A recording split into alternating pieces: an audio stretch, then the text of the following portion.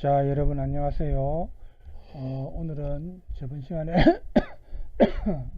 말했던 것처럼 우리 텍스트 100쪽입니다. 그래서 이 내용은 앞에 내용은 이제 여러분들이 읽었다는 전제하에 지금 이제 이쪽을 보는데, 여러분 한번 쭉 봤습니까? 작업 일지. 학생들이 이제 학술적 형태의 글을 쓰기 위한 그 과정, 조원들끼리 서로 협력해서 분담해서 이렇게 준비하는 과정에서 또 물론 또 갈등도 있는 경우도 있고, 또 시간을 서로 쪼개서 이렇게 중간에 만나면서, 그죠? 많은 수정 과정을 거치고 이런 작업 일지가 있습니다. 이거는 분량도 많고 또 우리가 수업 시간에 일일이 다 읽을 수는 없으니까 여러분이 스스로 읽었다고 저는 생각하겠습니다. 토끼 울타리 발표 대본도 사실 여러분이 스스로 읽어도 되는 부분입니다만, 일단은 이 부분을 같이 보면서 또 뒤에 이제 직접 그 발표문을 제출한 내용도 함께 이어서 볼 겁니다. 우선은 간단하게 또 이제 다른 그 선생님이 창의적 사고와 관련해서 올린 동영상이 한 25분짜리가 있는데 내용이 괜찮아서 제가 소개할 테니까 잠깐 보고 우리 텍스트를 보도록 하겠습니다. 글을 쓰기 위해 창의적 사고와 비판적 사고는 기본기에 해당하죠. 제가 알고 있는 창의적 사고 기법 중 가장 좋았던 것은 바로 트리즈입니다. 트리즈 관련 서적이 여러 권인데 오늘은 그 중에서 저의 선생님의 책을 소개하려고 합니다. 바로 지혜로움의 비밀이라는 책인데요. 이것을 쓰신 분은 김익철 교수님이십니다. 공저로 이렇게 김영환 선생님과 함께 이제 지혜로운 사람은 13가지 문제 지식을 가지고 있다. 이렇게 지혜로움의 비밀 앞에는 시작이 됩니다. 자, 첫 번째는 모순 관리를 할 수 있고 기능을 이해할 수 있고, 그리고 이상성을 달성합니다. 규칙성을 활용하고 자원을 활용하고 상상과 공상을 존중합니다. 여러분들이 왜 인생 설계하기에서 제가 자원에 대해서 한번 쭉 7가지 자원을 이야기한 적이 있는데 바로 그것이 여기에 나와 있는 부분입니다. 그 다음에 심리적인 타성, 즉 고정관념에서 탈피해서 새로운 상상을 하는 것, 이것이 지혜로운 사람이 가지고 있는 문제 지식 중에 하나입니다. 그 다음에 다면적 사고 관점인데, 다면적 관점이라는 게 뭐냐면 여러 관점으로 보는 것, 여러 시각으로 바라보는 것, 여러 방향에서 보는 것, 이것을 말합니다. 그리고 지식과 경험을 소유하고 있어야 하고 전략을 활용할 줄 알아야 합니다. 그 다음에 오류가 있어요. 근데 오류를 찾아낼 수 있는 능력이 있어야 하죠. 그것이 문제 지식 중에 하나고, 그 다음에 이 모든 것이 다 있어도 공감력이 있어야 하는 거죠. 공감력이 없으면 그것이 활용되기가 상당히 어렵습니다. 어쨌든 이렇게 13가지 문제 지식이 있고요. 이것들은 독립된 것들이 아니라 각기 다 연결돼서 서로에게 서로를 상관하고 있습니다. 그래서 상관성을 가지고 있습니다. 자, 지혜로운 사람은 6단계의 단계를 가지고 문제를 해결해 나가는데요. 첫 번째 단계가 문제를 분석하는 단계입니다. 문제를 보고 문제조차 인식을 못하고 그냥 감정대로 막 해결하는 사람이 있죠. 해결이 안 되죠. 지혜롭게. 자, 그래서 문제를 정확하게 분석하고 그걸 문제를 정의합니다. 누가 어떻게 하는 것이 문제인지 이렇게 정의를 하는 거죠. 그리고 모순 정의를 하는데 우리 9가지 모순 공부했었죠. 그리고 원인을 분석하는 수칙적 방법, 수평적 방법 했었습니다. 이런 3단계의 과정을 거쳐요. 그래서 여러분들이 오늘 1, 2, 3단계 중에서 3단계를 미리 배웠어요. 그리고 4단계 사고를 전환하고 해결 방안을 탐색합니다. 그리고 6단계는 이상성인데, 이상성은 뭐냐면 해결 방안 중에 가장 효율적인 방법을 찾아가는 것, 그것이 바로 이상성. 그러니까 비용이 안 들고 해결하는 것, 그게 이상성의 핵심이죠. 그래서 이제 이런 6단계를 하는 방법을 우리가 함께 살펴보려고 하는데 오늘 주로 할 내용은 해결 방안을 탐색하는 것 그리고 문제를 분석을 왜 해야 하는지에 대한 것을 살펴보겠습니다. 자, 그러면 우리가 문제를 왜 배워야 되느냐, 문제를 왜 분석해야 하는가 이거죠. 첫 번째는 문제를 해결하지 않기 위해서라고 합니다. 문제를 해결하지 않기 위해라고 하면서 옆에 보니까 우주선 같은 그림이 있잖아요. 바로 이 우주선 이야기를 하려고 하는데 1960년대에 러시아는 우주 개발 경쟁에서 우위를 지키기 위해서 달 착륙선을 만들었어요. 그때 달 표면에 딱 착륙했을 때 그 순간을 사진을 찍어서 지구로 전송하려고 했는데요. 그러기 위해서는 이 착륙선에 빛을 비추는 조명이 필요했어요. 근데 이 조명은 유리구로 된 전구가 있어야 되는데 이 전구의 유리구를 깨지지 않게 해야지 사진을 찍을 수 있는 거죠. 그런데 이 우주선이 이제 착륙할 때 그 충격에 의해서 유리구가 자꾸 깨지는 거예요. 그래서 깨지지 않는 유리구를 만드느라고 한 3년 연구를 했죠. 하지만 깨지지 않는 전구를 만들긴 정말 어려웠어요. 그래서 만들다 지친 연구원들은 러시아의 그 박사님, 트리즈 박사님이신 바바킨 박사에게 상의를 했죠. 어떻게 하면 깨지지 않는 전구를 만들 수 있을까요? 하고요. 그때 바바킨 박사는 질문을 했습니다. 전구에 유리구는 왜 필요하죠? 유리구가 하는 일이 뭐죠? 이렇게 질문했죠. 이 박사들은 너무나 놀라웠어요. 필라멘트를 진공으로 보호하는 것이죠. 이 당연한 걸 왜 물어보지? 하고 무릎을 꽉 쳤죠. 어, 유리구가 우주선에 왜 필요한가요? 이거죠. 자, 우주는 어떻죠? 진공 상태잖아요. 그런데 유리구가 전혀 필요 없는데 필요 없는 것을 열심히 3년 동안 많은 돈과 시간을 들여서 만든 거죠.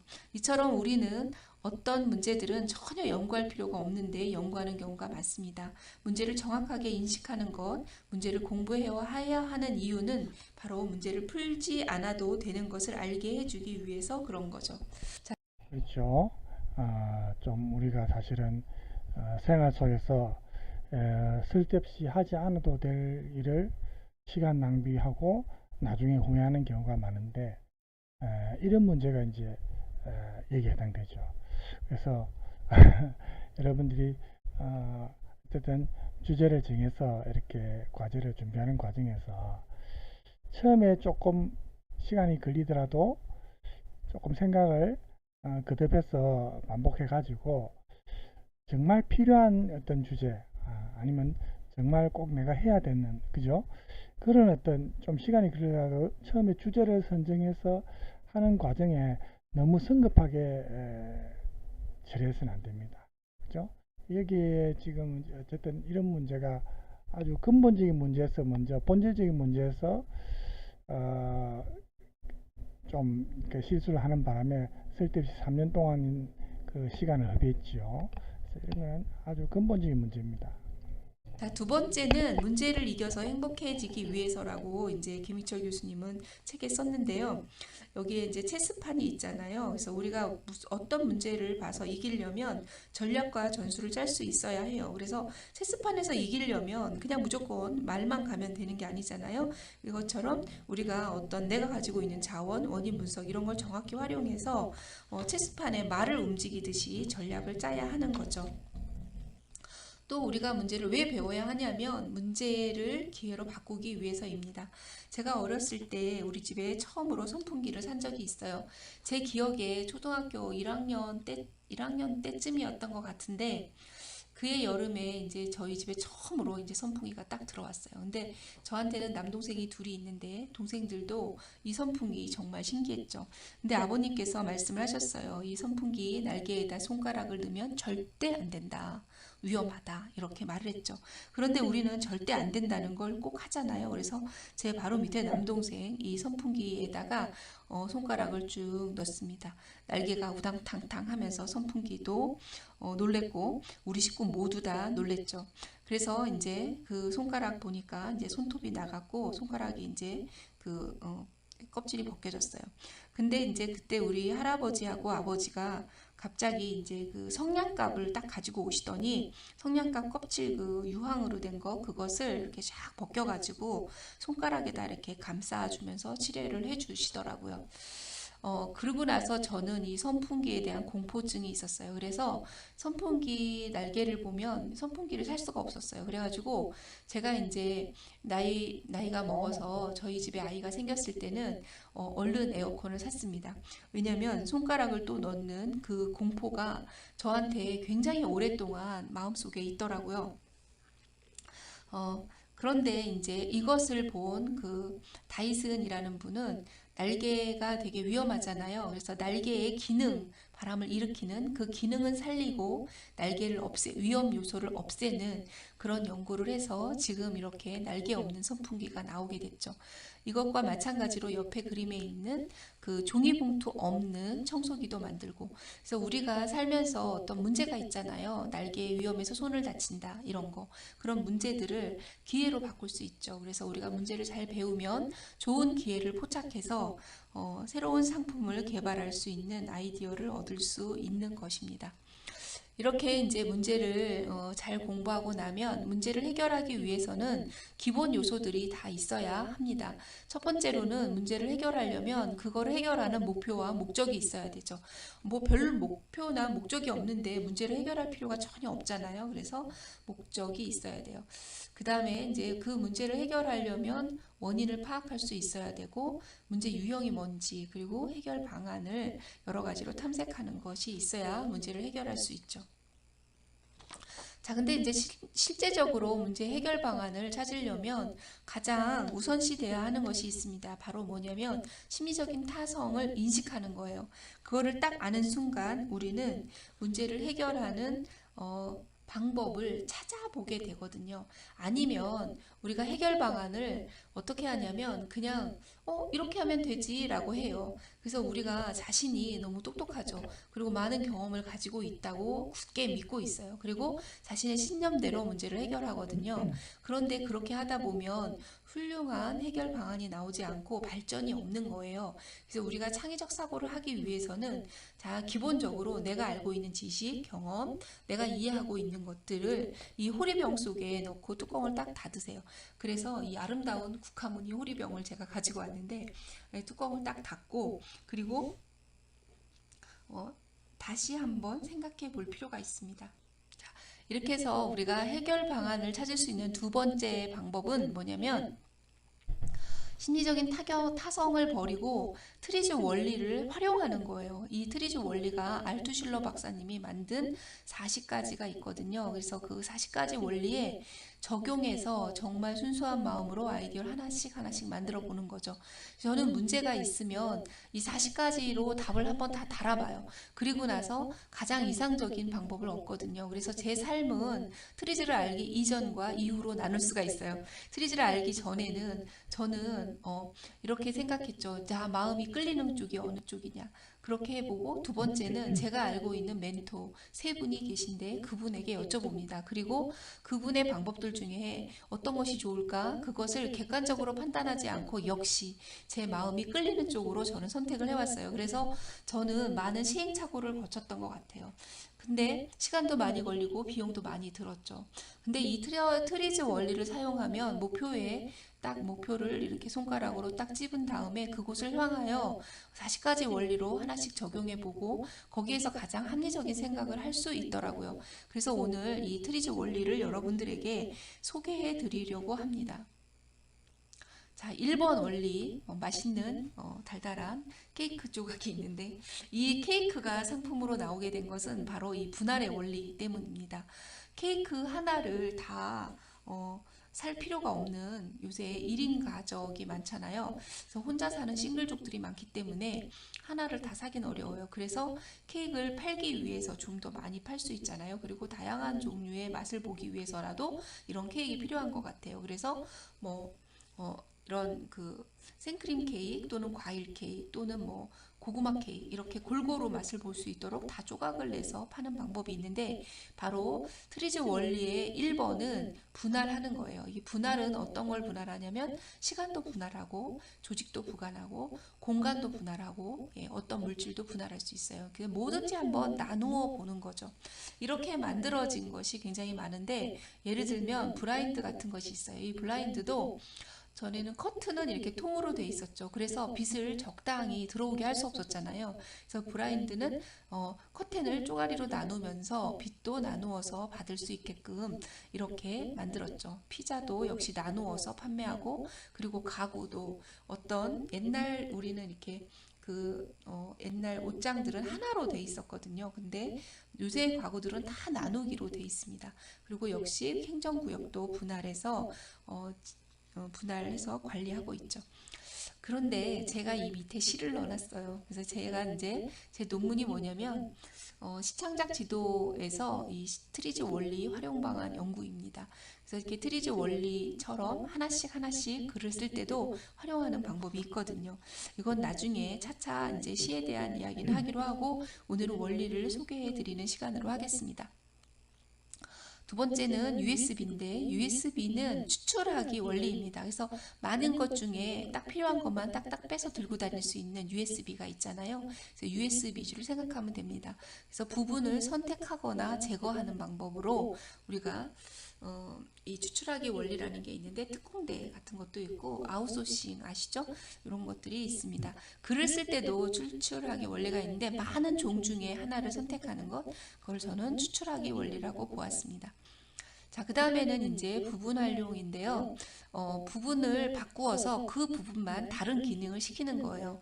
예를 들면 가변차선 같은 게 있습니다. 가변차선은 차선 중에서 우리가 위성도시에서 서울로 들어갈 때 아침에는 들어가는 차선을 넓게 하고, 저녁에는 퇴근 시간에는 수도에서 서울에서 지방으로 나오는 차선을 더 넓히는, 그렇게 그때그때 변화하는 차선을 가변차선이라고 하는데, 부분을 바꾸는 거를 말하죠. 그 다음에 요즘에 나온 장갑, 이렇게 스마트폰을 할 때 장갑의 그 손가락 부분을 스마트폰을 사용할 수 있도록 하는 장갑 나와 있고, 또 고객 가게 할 때 백화점이나 쇼핑몰에서 VIP 고객용으로 따로 관리하는 것, 이런 것들 등등을 부분 활용이라고 볼 수 있습니다. 옆에는 맛있는 굴이 있는데요. 입맛이 다져지네요. 자, 글을 쓸 때도 이렇게 그 언어 유희, 그러니까 언어의 한 단어를 가지고 글을 쓰는 방법이 있어요. 안현미 선생님이 쓰신 비굴 레시피라는 글인데 정말 기가 막혀요. 그러니까 오늘은 비굴은 막 더럽고 치사하고 뭐 이런 거잖아요. 비굴을 잔굴, 석화, 홍굴, 보살굴, 석사처럼 영양이 듬뿍 들어있는 굴의 한 종류로 읽고 싶다. 이렇게 해서 비굴이라는 굴이라는 단어를 그 단어가 같이 들어있는 것을 활용해서 언어 유희적인 측면으로 시를 쓴 거죠. 이런 작품을 쓰는 방법도 있습니다. 자, 그 다음에 이제 비균형 원리인데요. 이것은 한쪽의 균형을 깨므로 인해서 만들어지는 어떤 신제품, 이런 거를 생각하는 데인데, 인류가 만든 위대한 비행기라는 게 있죠. 이 비행기도 이렇게 날개를 위에는 이렇게 볼록 나오게 하고 아래쪽은 좀 평평하게 해서 아래쪽에서는 높은 압력, 위에서는 낮은 압력을 받게 함으로 인해서 이 압력의 차이로 날게 할 수 있는 그런 거죠. 그리고 이렇게 한 방법이 엄지젓가락 같은 거, 이렇게 젓가락을 다르게 하는 거. 그 다음에 우리가 암호를 만들 때에도 이렇게 비균형의 원리로 암호를 만든다고 합니다. 시도 이렇게 균형을 깨는 그런 시들이 있죠. 한쪽으로 치우치게 하는 것들이 있습니다. 자, 그 다음에 이제 통합, 모든 것을 이렇게 합쳐서 내는 것들이 있는데, 바로 이제 이렇게 옆에 보면 백화점 같은 거죠. 쇼핑몰, 대규모 쇼핑몰에 가면 영화도 볼 수 있고, 이렇게 분수가 있어서 휴식 공간도 있고, 그리고 또 맛있는 음식도 먹을 수 있고, 그리고 모든 종류의 물건들이 골고루 다 있는 그런 곳이 우리가 백화점이잖아요. 예, 그런 것들. 그리고 이제 우리가 요즘에 출간할 때 여러 사람이 공저로 내는 것들, 이것도 통합에 해당합니다. 그리고 묶어서 할인해서 파는 할인 패키지 같은 것도 통합의 원리에 해당하죠. 다음은 이제 다용도의 원리인데요. 용도를 여러 가지로 하는 거예요. 모노드라마 같은 거, 그러니까 한 사람이 여러 가지 역할을 하는 거. 그 다음에 우리가 스마트폰 안에 못하는 게 없잖아요. 그죠? 전화도 할 수 있고, 당연히. 그리고 요즘에는 주로 이제 돈을 송금하는 거, 이런 것도 하더라고요. 그리고 또 이메일 보내는 지금 스마트폰 때문에 그 망한 업종이 사실은 많습니다. 그렇죠? 예전에 있었던 그 공중전화, 지금 이제 공중전화 찾아보기 힘들죠? 거의 다 없어졌습니다. 이 스마트폰은 그야말로 우리가 들고 다니는 컴퓨터. 원래 예전에는 이 무거운 컴퓨터를 들고 다닐 수 없잖아요. 집에 와야 컴퓨터를 할 수 있고 이랬는데, 이 스마트폰이 생기면서 지금 망한 업종이 뭐 예를 들어서 뭡니까? 그 한때 유행했던 그 무슨 디지털 카메라, 이런 거 지금 다 뭐 잘 안 보이잖아요. 스마트폰이 카메라 촬영 기능도 하고 컴퓨터 기능도 하고 전화 기능도 하고 이제 뭐 거의 다 해버리니까, 그렇죠? 다용도, 여기 나온 것처럼 다용도 역할을 하고 있으니까, 그렇죠? 거, 문자 보내는 거, 카카오톡 하는 거, 그 외에도 사진 찍는 거. 그래서 이 세상에 있는 모든 물건들이 다 이제 한 손 안으로 다 들어가지 않았나 싶은 생각이 듭니다. 이렇게 하는 거, 용도 여러 가지로 생각하는 것, 이게 다용도입니다. 일곱 번째 생각의 원리는 어떤 거냐면 포개기의 원리예요. 글을 쓸 때는 투사시키는 거예요. 나를 그 사물에 투사시키는 거, 포개기 하는 거죠. 포개기 하면 이렇게 옆에 보면은 마트로시카 인형이 있는데 러시아의 인형이에요. 러시아에서는 이런 인형을 그렸는데 이 마트로시카가 무슨 뜻인가 봤더니 엄마, 어머니를 뜻한다고 하네요. 그래서 다산을 상징한다고 해요. 그래서 안에 또 들어있고 안에 열면 또 들어있고 이렇게 또 들어있고 그래서 아주 작은 인형까지 들어있는 이런 마트로시카 인형이 있는데 바로 이런 원리에 의해서 만들어진 거죠. 보통 요즘에 가게에 샵인샵, 가게 속에 또 가게. 그래서 어떤 커피숍 같은 데 가면 커피숍에서 액세서리도 팔고 그릇도 팔고 커피숍에서 또 어떤 그 액자 같은 거 예쁜 그런 것도 팔고 이런 곳이 있더라고요. 이런 데가 이제 샵인 샵인 거죠. 그리고 어떤 우리가 글을 쓸 때 동물이나 식물 또는 사물이 되어서 쓰는 것들 이런 것들도 투사 포개기의 원리에 해당한다고 볼 수 있습니다. 이 시에 보면 이런 게 있어요. 나무 속으로 들어가네. 거기 빽빽한 세월 속에 나를 묻어버리기 위해 내가 사라진 빈 숲에 푸른 잎들의 울음 메아리치고 그늘 없는 나의 죽음 나무 속에 있네. 이런 채우기님의 시인데요. 저는 처음에 이 시를 보고 정말 깜짝 놀랐어요. 어떻게 시작을 나무 속으로 들어가네. 이렇게 할 수가 있을까. 예, 놀라운 시의 문장이었습니다. 자, 그 다음에 여덟 번째는 이제 균형의 원리예요. 주고받기의 균형을 맞추는 거예요. 아까 비균형 있었죠. 그러니까 비균형으로도 만들어 보고 균형을 맞춰 보기도 하는 거예요. 근데 이제 이 어떤 그림을 넣을까 하다가 아주 재밌는 거북이 그림을 찾았는데 거북이가 아래에 있는 거북이는 그냥 있을 수 있지만 위에 있는 거북이는 그냥 있기가 참 어려운 것 같아요. 그래서 얘네들이 떨어지지 않으려고 지금 다리 한 짝을 쫙 들고 있는 그림이 양쪽에 있는데요. 다리를 들으면서 떨어지지 않기 위해서 무게중심을 맞추고 있는 것 같아요. 머리를 들고 이쪽 다리 들고 이렇게 해서 균형을 딱 맞추고 있는 모습을 볼 수 있는데 이런 거, 그 다음에 거중기가 있어요. 거중기, 그리고 도르래로 무게중심 맞추는 것, 이런 것들을 우리 균형 맞추기 원리 또는 주고받기의 원리라고 생각하면 될 것 같아요. 자, 그 다음에 이제 후퇴하기, 물러나기, 뭐 그런 거, 그런 원리가 하나 있는데 우리가 멀리 뛰기 위해서는 한 번 물러난다, 뭐 이런 걸 생각해 보면 될 것 같습니다. 그래서 이제 사전에 미리 거절을 하는 거예요. 예, 나는 이런 일이 생기면 할 수 없다, 이렇게 말하는 거죠. 그래서 사전에 거절을 하지 않음으로 인해서 이미 진행된 상태에서 우리가 거절을 하면 서로 관계가 깨지거나 위험한 일이 생길 수 있잖아요. 손해를 많이 볼 수도 있고. 그래서 사전 거절 같은 거 여기에 해당하고 10번 선행 조치의 원리, 예, 미리 하기의 원리입니다.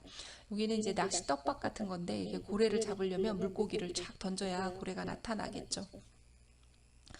또 이런 거, 그 다음에 정리정돈 미리 해두는 것, 그 다음에 커터컬러 이렇게 자르기 좋게 하는 것들, 이런 게 선행 조치의 원리에 해당합니다. 이렇게 우리가 10가지의 트리즈 원리를 살펴보았습니다.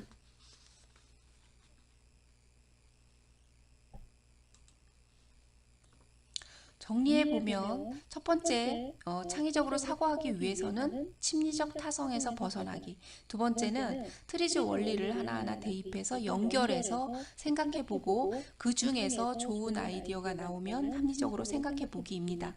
그런데 세 번째가 있어요. 세 번째는 바로 이거입니다.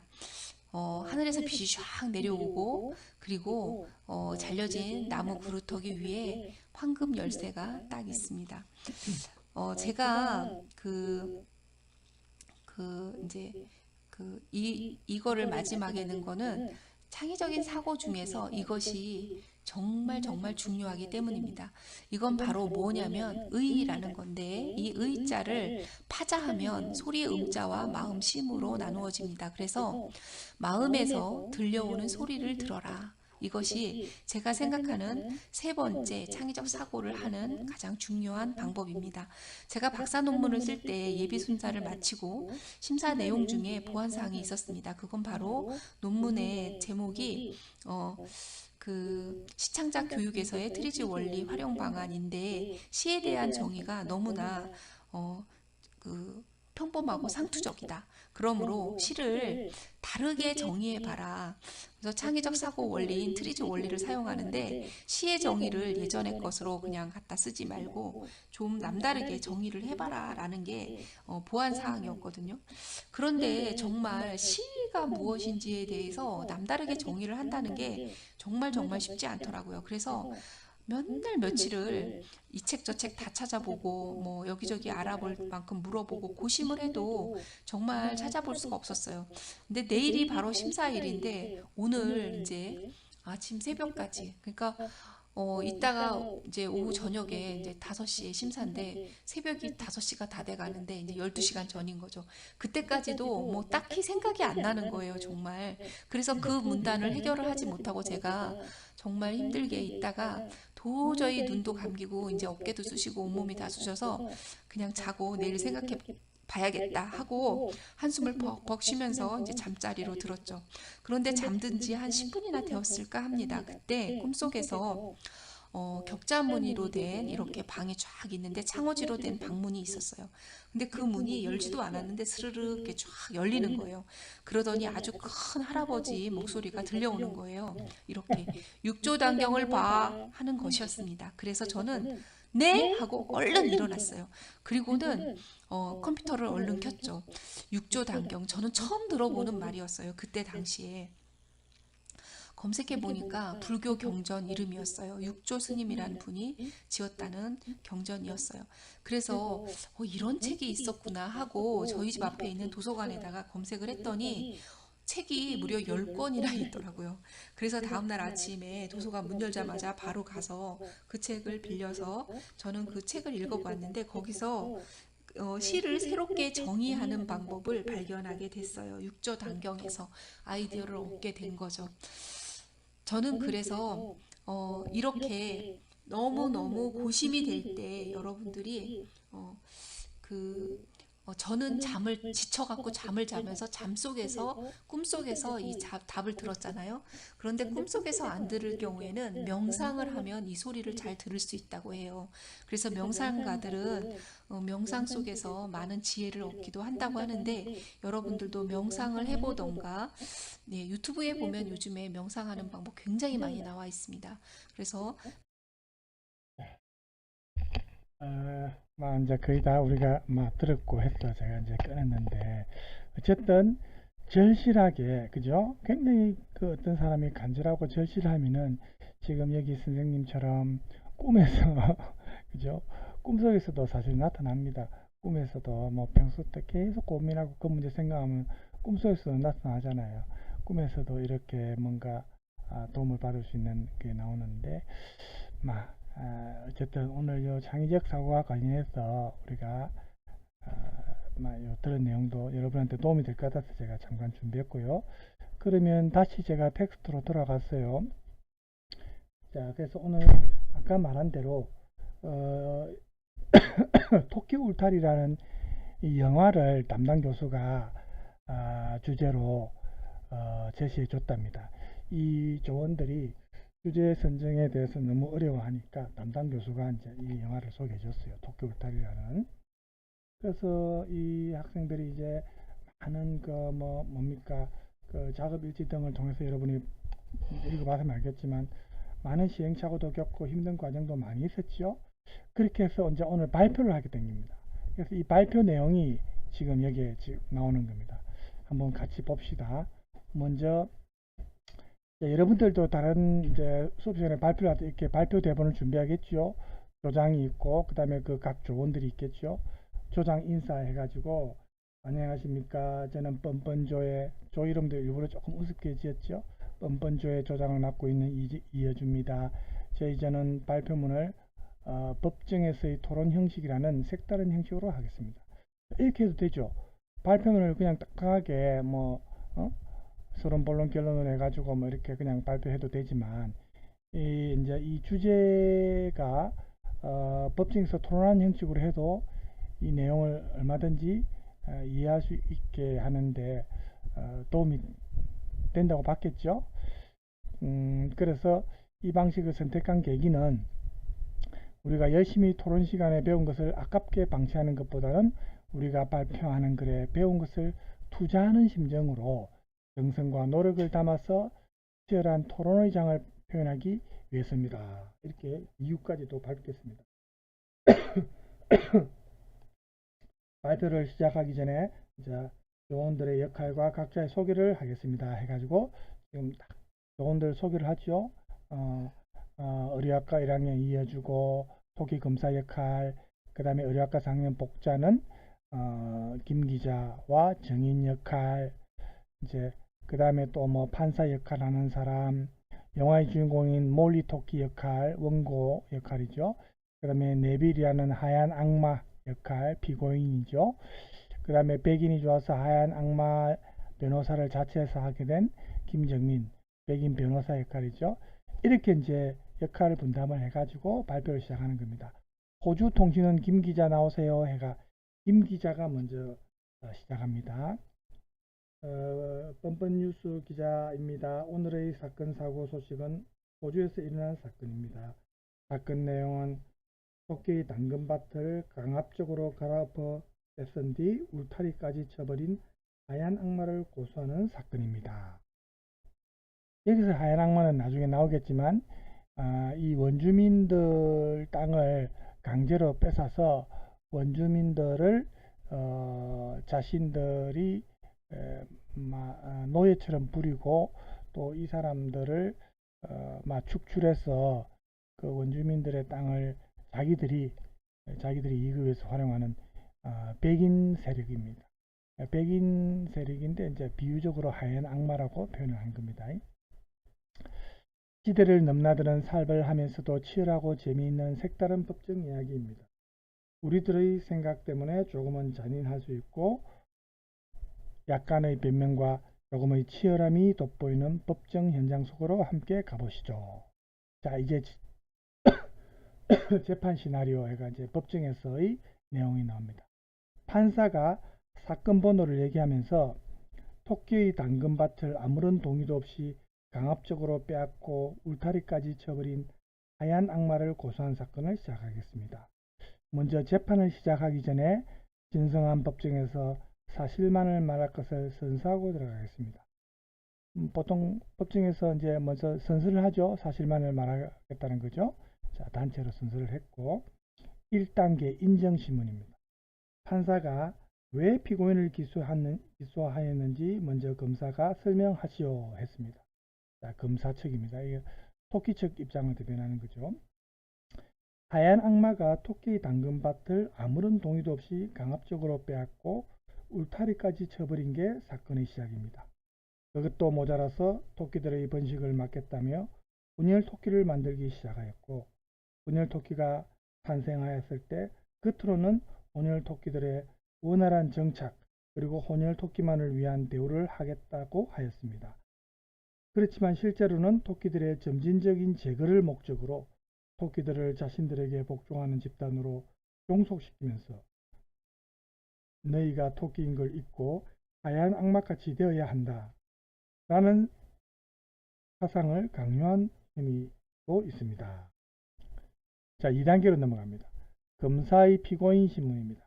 판사가 먼저 피고인한테 질문해라 하죠. 검사가 피고인은 혼혈 토끼를 당신들에게 복종하게 만들어 당신들의 사상을 강요한 사실이 있습니까? 자, 피고인은 하얀 악마 측이죠. 아니요, 그런 적은 전혀 없습니다.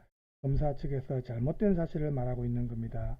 우리들은 자연을 이용할 수 있도록 한 차원 더 높은 근대 문화를 전파하였습니다. 과학 문명을 기반으로 만들어진 기차, 자동차 등을 통해서 이동의 편리함을 제공했습니다. 또 수저, 의복, 비누 등을 통해 위생적인 생활 환경을 조성해 토끼들이 더 나은 환경에서 살 수 있게끔 이렇게 우월한 우리의 문명을 전해준 격밖에 없습니다. 자, 3단계로 넘어갑니다. 그러니까 증인을 신청하고 얘기를 하죠. 검사가 판사님, 피고인이 뻔뻔하게도 사실을 인정하지 않기 때문에 증인을 신청하겠습니다. 자, 증인으로는 몰리와 한여가 나옵니다. 자, 그러면 증인신문 시작하죠. 4단계에서 검사가 피고인이 당신들에게 자신의 문명을 가르친다는 이유로 가족들과 당신을 생이별시킨 것이 사실입니까? 자, 몰리 토끼가 이제 이 영화에서 주인공 역할인데, 네, 사실입니다. 문서를 가지고 와서 법적인 후견인이 네빌 씨이므로 같이 살 수 없다. 데려가는 게 당연하다. 이렇게 말했습니다. 이제 토끼들을 가족을 완전히 해체시킨 거예요. 그죠? 검사가 그들의 문명은 당신에게 도움이 되었다고 생각합니까? 몰리 토끼가 억울한 듯이 그렇지 않습니다. 그들이 말하는 문명은 단지 그들이 시키는 대로 따르게 하는 것이 전부였습니다. 하지만 그런 상황에서도 의식주 문제는 그들이 해결해 주었습니다. 왜 의식주를 꼬박꼬박 챙겨줬다고 생각하십니까? 저희를 잡아먹기 위해서입니다. 의식주를 챙겨준 것도 결국은 정말 토끼들을 위해서가 아니고 살을 찌워서 나중에 잡아먹기 위해서라는 거예요. 돼지를 살찌워 잡아먹듯 말입니다. 노예로, 하녀로 그들 앞에서 손발이 닳도록 비비는 자들로 만들기 위해서입니다. 저희들에게는 아무런 자유도 없었습니다. 자유가 없는 삶이 동물의 삶이랑 무엇이 다릅니까? 자, 변호사가 이해를 제기합니다. 이제 하얀 악마척을 변호하죠. 판사님, 저희 책에서 우선 저희의 문명이 어떤 문명인지 잠시 네빌 씨를 통해 소개해도 되겠습니까? 자, 판사가 허락하죠. 여러분들께 우리의 문명이 어떤 것인지 설명하겠습니다. 저희들의 문명을 오해하시는 것 같은데 우리는 원치 않는 제3인종의 탄생을 묵인해야 할까요? 유색인종을 조장해서 흑인으로 돌아가게 해야 할까요? 아니면 그들을 백인들 같이 발전시켜서 백인 사회에 흡수시켜야 할까요? 이건 완전히 백인 입장에서의 어떤 관점이죠. 원주민 보호기구의 의장으로서 제게 주어진 책임은 그런 결혼을 승인하거나 막는 겁니다. 하인들과 농장 일꾼을 양성하고 있습니다. 수백 명의 혼혈아들을 모아와서 이곳에서 혜택을 주면서 모든 우리 문화를 제공하고 있습니다. 장차 이런 아이들을 교육하고 적응시킨다면 그들은 원주민으로 남지는 않을 것입니다. 그들이 원치 않더라도 그것이 원주민을 돕는 것입니다. 자, 마지막 말이 좀 문제가 있는 말입니다. 그들이 원치 않더라도 그것이 원주민을 돕는 것입니다. 이거는 완전히 자기들의 관점에서 자기들의 이익을 때문에 상대방이 원치 않는데 하는 것은 자기들이 돕는다고 하는 것은 자기들의 이익을 위해서입니다. 그죠? 상대방이 원치 않는다면 그거는 강압이고 폭력이죠. 자, 변호사의 말을 들어보세요. 이렇듯 사회적으로 겉도울 수 있는 제3의 인종을 우리의 문명으로 이끈 것뿐입니다. 몰리, 당신은 백인과 원주민 사이에 태어났기 때문에 피해를 입은 적이 있나요? 몰리, 예. 구체적으로 어떤 것이 있습니까? 약간의 따돌림을 받았습니다. 그럼 교육소에서는 친구들이 많이 생겨서 좋지 않습니까? 전혀 아닙니다. 부모님과 떨어져 있는데 친구가 생기면 뭐합니까? 그리고 데이지가 태어나고 그레이시가 오면서 우리는 셋이서 잘 살고 있었습니다. 변호사가 교육소에서의 생활이 그렇게 좋지 않았습니까? 다른 아이들은 아무도 탈출하지 않고 잘 적응했는데 왜 유독 당신들만 그렇게 생각하는 거죠? 혹시 적응을 못해 억울한 심정으로 고소한 거 아닙니까? 몰리 토끼. 우리가 우리말로 말하면 원숭이 말이라면 못하겠습니다. 원숭이라는 것은 이제 지능이 떨어지고 원시적이라는 의미가 담겨 있겠죠. 사람을 원숭이라고 비교하는 게 말이나 됩니까?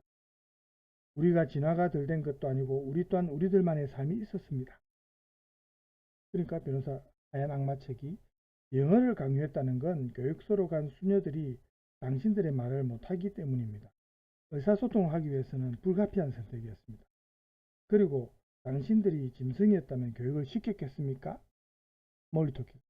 하지만 저와 데이지는 그런 상황에서 탈출에 성공한 유일한 토끼들입니다. 올리브라는 아이 토끼가 있었는데 붙잡혔습니다. 그리고 독방에 갇혔습니다. 교육을 거부할 권리도 없다는 거 아닙니까?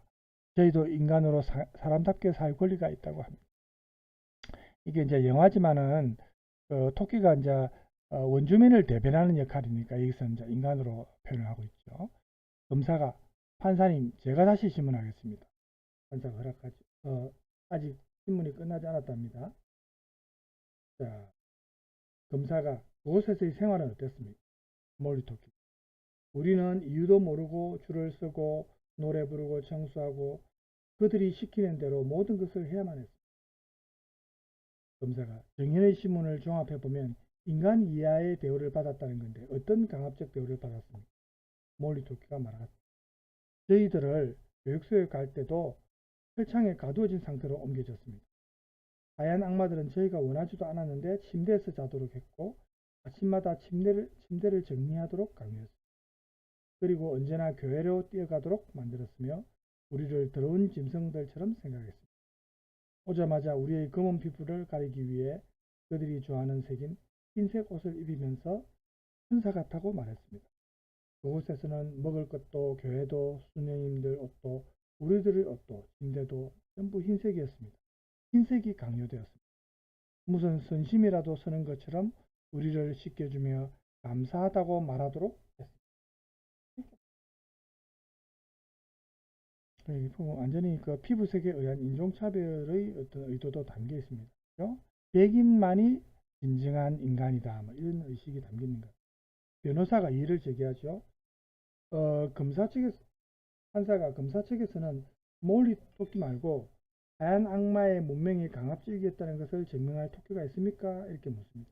검사가 토끼 하녀도 강압적인 대우를 받았습니다. 판사가 하녀 증언도 들어보겠다고 하죠.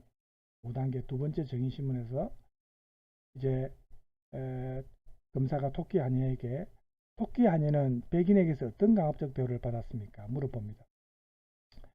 자, 물어보니까 학교 교육이 끝나자 그동안 죄송합니다.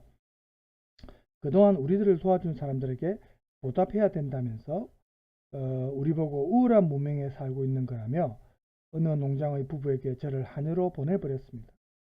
슬퍼하면서 그리고 그 주인 아저씨는 밤마다 저를 찾아왔습니다. 이게 무슨 말인지 알겠죠? 밤마다 범했다는 거죠. 그리고 만약 주인 아주머니가 이 사실을 아신다면 저를 내쫓았겠죠. 감히 하녀 주제에 내 남편을 유혹해서 그런 짓을 저질렀다고 생각할 거예요. 백인들은 그런 사람들이었습니다. 언제나 수없이 부려먹기만 했습니다. 결혼도 마음대로 할 수 없었습니다. 그들은 언제나 우리의 보호자를 자청하며 우리의 모든 권리를 빼앗았습니다. 저는 평생을 두려움 속에서 살아왔습니다. 이제는 정말 온전한 토끼의 삶으로 돌아가고 싶습니다. 나를 죽이기라도 할까봐 더 이상 떨며 살기가 싫습니다. 이런 식으로 고요한 정직이 흐릅니다. 판사가 묻죠. 검사나 변호사 측 증인에게 더 묻고 싶은 말이 있습니까? 검사는 없습니다. 변호사는 저희도 검사 측 증인에게는 더 이상 신문할 내용이 없습니다. 그러면서 저희도 교육시설에서 일하는 추격자를 증인으로 신청합니다. 이제 이 도망간 토끼들을 잡아오도록 추격하는 역할을 내나 같은 토끼인데 이제 하얀 악마 측에 협조하는 토끼겠죠. 이 추격자가 있습니다. 그래서 변호사가 이제 추격자에게 당신의 예전 삶에 비해 지금 백인의 교육시설에서 일하면서 백인의 혜택을 받으며 살고 있는 것이 더 윤택해졌다고 생각합니까? 이렇게 질문합니다. 추격자가 예, 그렇습니다. 저는 목축이나 밀 재배업으로 성공한 하얀 악마들이 토끼 울타리도 설치하고 무어강 수용소를 만들 때에 그들과 일할 기회를 얻었고 약간의 보상도 받고 있습니다. 예전에는 사막에서의 삶이 전부라고 알았는데 이제는 더 넓은 곳에서 더 좋은 삶을 살고 있습니다. 이렇게 말합니다. 변호사가 이 말에서도 알 수 있듯이 검사 측이 내세운 정인의 정언은 우리 문명의 우울함을 제대로 알지 못하면서 하는 말임을 알 수 있습니다. 이렇게 말합니다. 검사가 저도 신문을 해도 될까요? 판사가 허락하죠. 자, 이 추격자가 무두입니다. 이름이 무두. 당신이 일하는 곳에서 당신의 딸도 같이 교육을 받고 있다고 알고 있는데 맞습니까? 예, 그렇습니다. 그럼 당신의 딸도 우울한 교육을 받고 백인들과 같은 좋은 대우를 받고 있습니까? 슬퍼하면서 아닙니다. 사실 아무리 거기서 교육을 받고 나온다고 해도 그만큼의 좋은 대우는 받지 못합니다.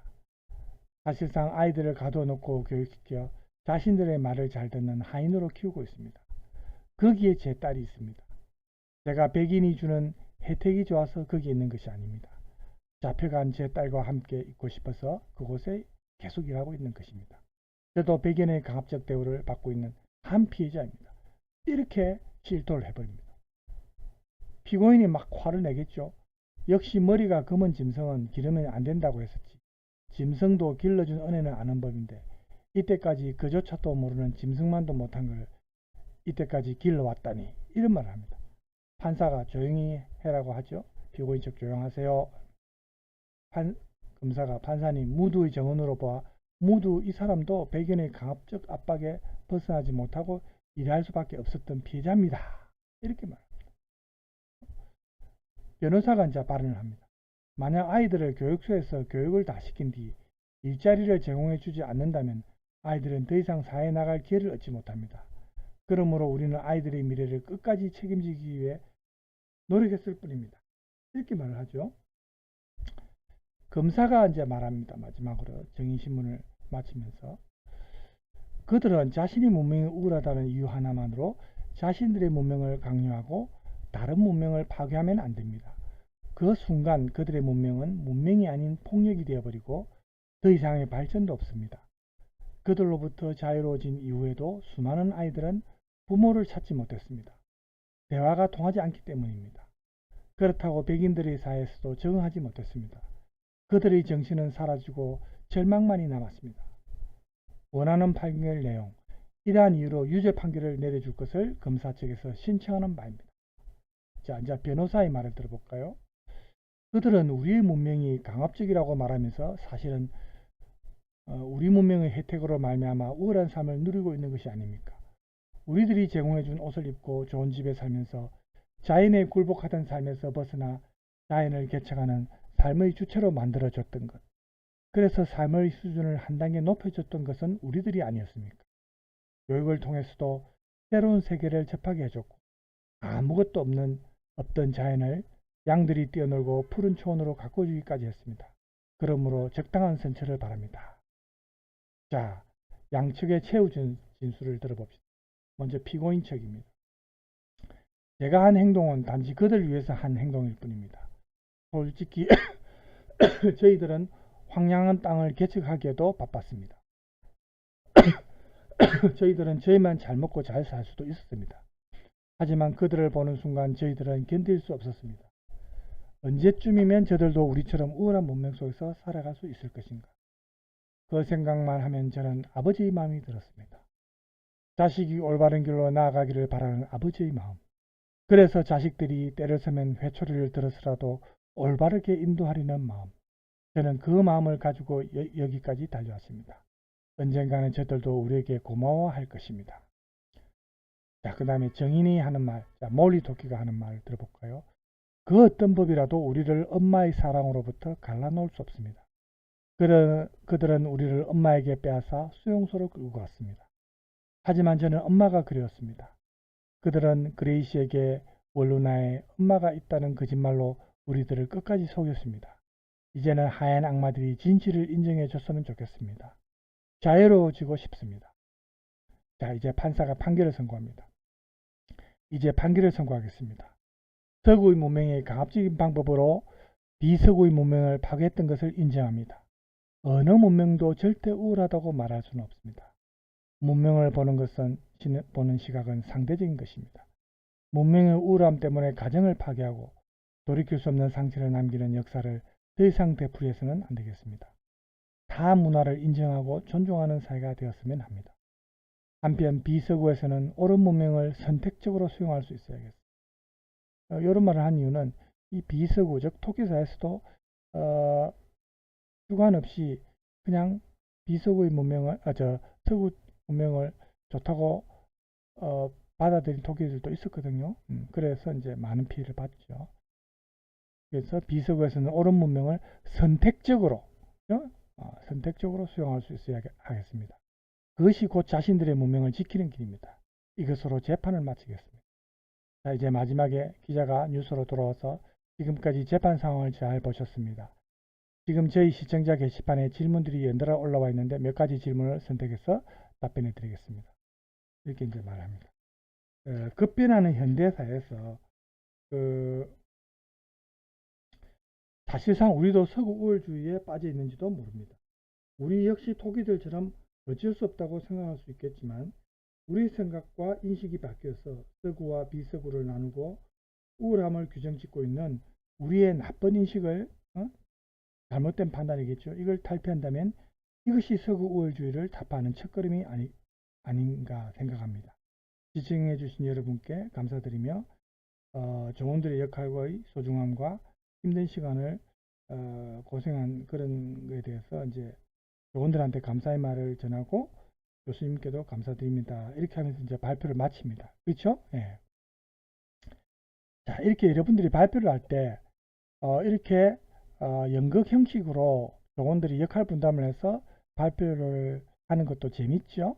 이렇게 하면 좀 더 다른 수강생들이 수용자들이 조금 더 집중해서 들을 수도 있고, 저도 이제 학교에서 발표를 시킬 때 이렇게 어떤 역할 분담을 해가지고 연기를 통해서 발표하는 내용도 어떤 조가 했습니다. 몇몇 조가. 이런 게 장점이 사실 있었습니다. 그래서 이제 이게는 이제 발표를 할 때 내용이었고, 지금 여기서부터는 학술적 글쓰기의 실제 가지고 이제 교수님께 제출하는 과제입니다.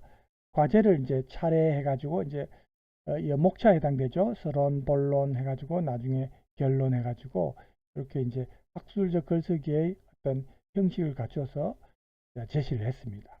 제출을 했습니다. 그래서 이 부분은 이제 다음 시간에 하겠습니다. 지금 시간이 52분이거든요. 하고 오늘은 발표 내용까지 마쳤고요. 다음에는 제출된 글을 우리가 보면서 학술적 글쓰기에 맞는 형식, 일단은 내용도 중요하지만 형식이 갖춰져야 됩니다. 그죠? 자기 글이 아닐 때는 밑에 이제 이렇게 각줄 달아서, 그죠? 어디에서 인용했다는 것을 밝힌다든지, 이런 학술적 글쓰기의 형식이 갖춰져야 되는데, 그런 부분도 우리가 다음 시간에 같이 보도록 하겠습니다. 자, 오늘 여러분 수고 많으셨고요. 다음 시간에 남은 부분 하도록 하겠습니다. 감사합니다.